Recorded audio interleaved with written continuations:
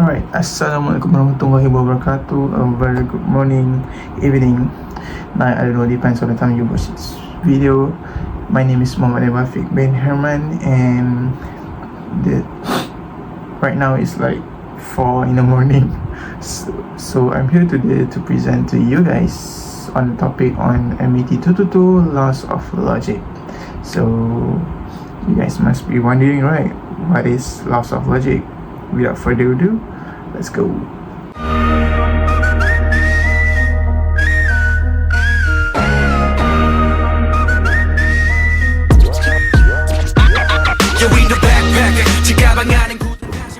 Mathematical logic deals with formal system that represents statement, arguments, and proof.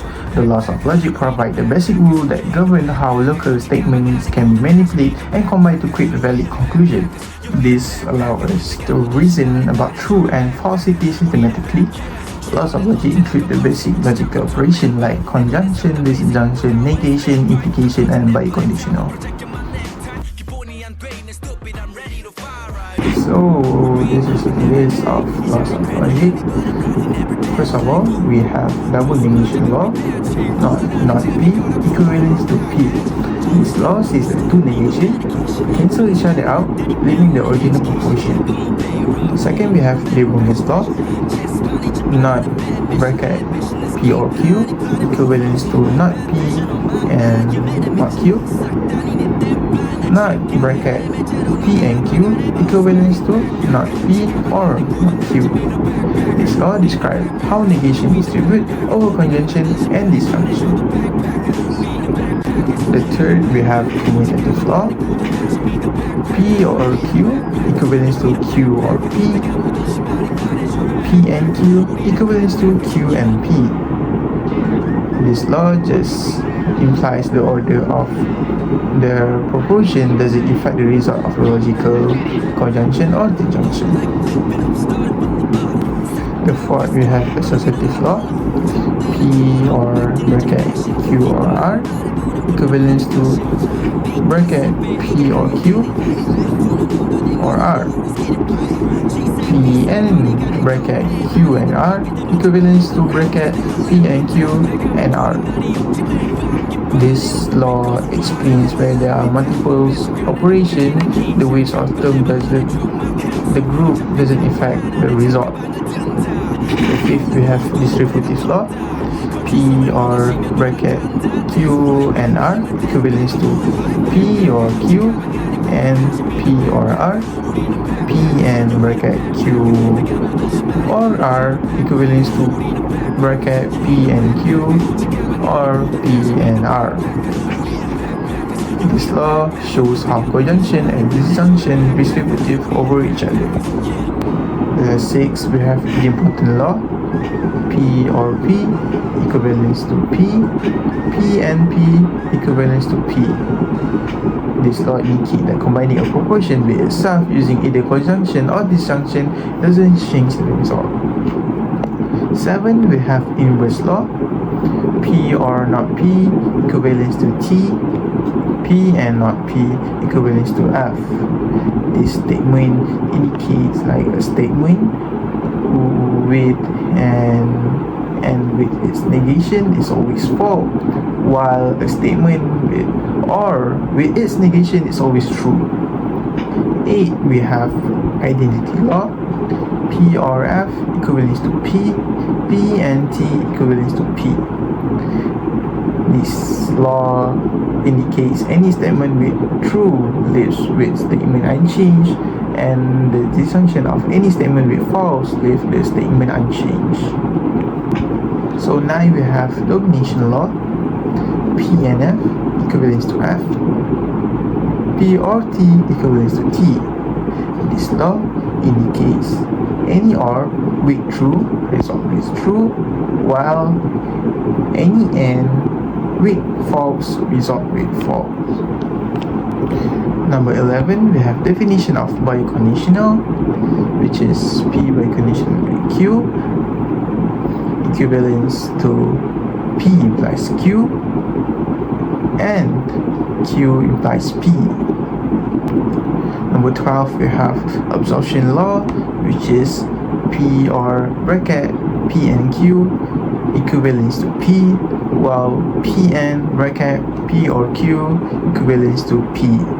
This law just shows how conjunction and disjunction can be absorbed when it's combined in certain ways. So now let's go through some few examples. Example 1. Simplify the following: bracket P or Q and bracket P implies Q. First of all, we can use implication to simplify P implies Q.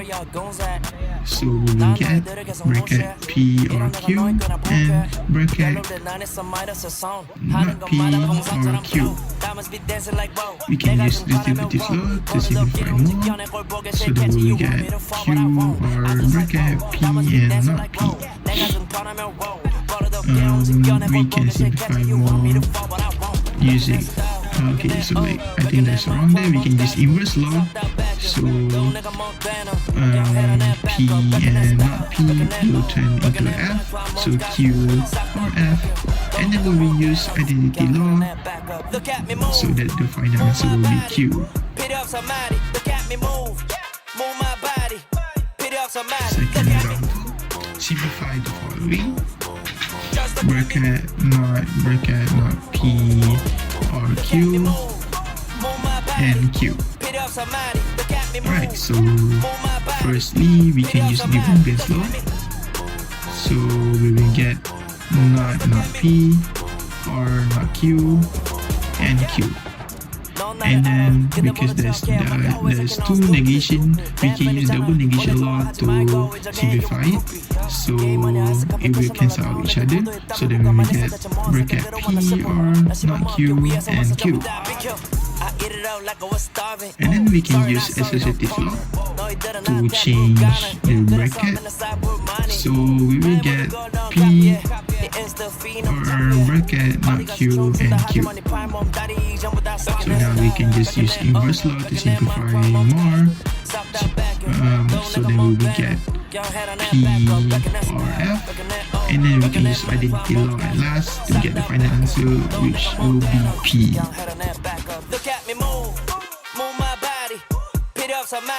Alright, third example, simplify the following: not bracket P implies Q or bracket P and Q. So first of all, we can use implication, like I said, to simplify the P and implies Q.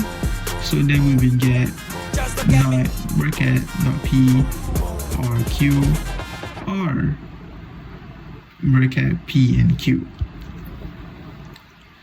And then we can use the bogus law to break down the negation bracket. So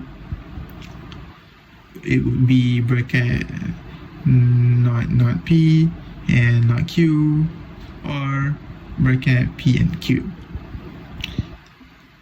Like I said, there's two negations, so we can use double negation law to cancel out the negation.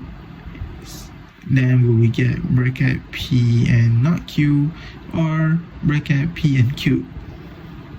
Now because there's 2P, which is the same, so we can use the distributive law to simplify more. So then we will get P and bracket not Q or Q.